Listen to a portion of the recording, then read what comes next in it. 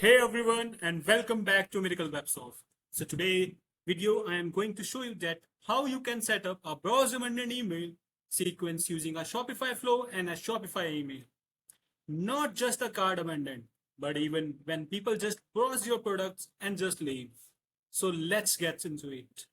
First of all, the first thing that's come in mind that what is browse abandoned? The browse abandonment happen when a shopper view a product or even a collections but does not add anything to their cart or buy. Most people think of cart abandoned email, but browse email actually reach people earlier in the funnel. So for that, let's begin. First of all, you need to log into your store. Go to the App Store on the left hand side admin. Need to install Shopify Flow and a Shopify email. Open up the Shopify email. As you scroll down, click on Create Automations.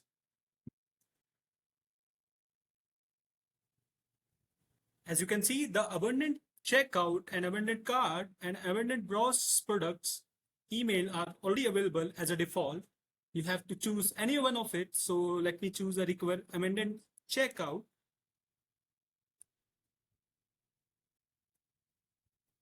As you can see, the flow is already set up as per the hour or per the day. You can edit that too. For that, you just need to scroll down, click on edit.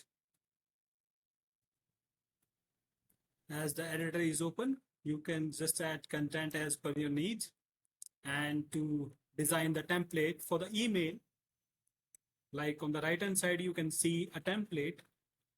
You can add the heading title as per your need. So you just need to click on edit email.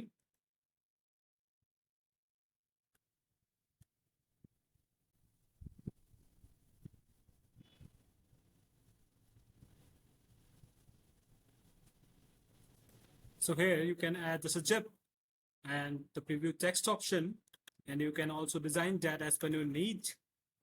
And after that, after editing it, just save it and go back. After editing that, as you can see the turn on workflow, click on that, click on turn on. As you can see a message, a pop-up, that workflow is on now. Go back.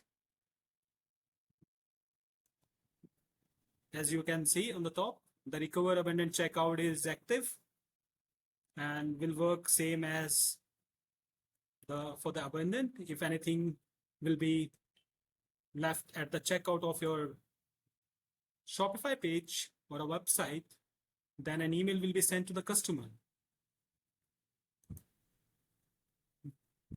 This app provides some automations by default, and you can also set up a custom Shopify flow. For that, you just need to go to the flow. And as you can see on the right hand side, there is an option for the create workflow. You can create a workflow, like I have already done that for the recover amended cart. You can do that also.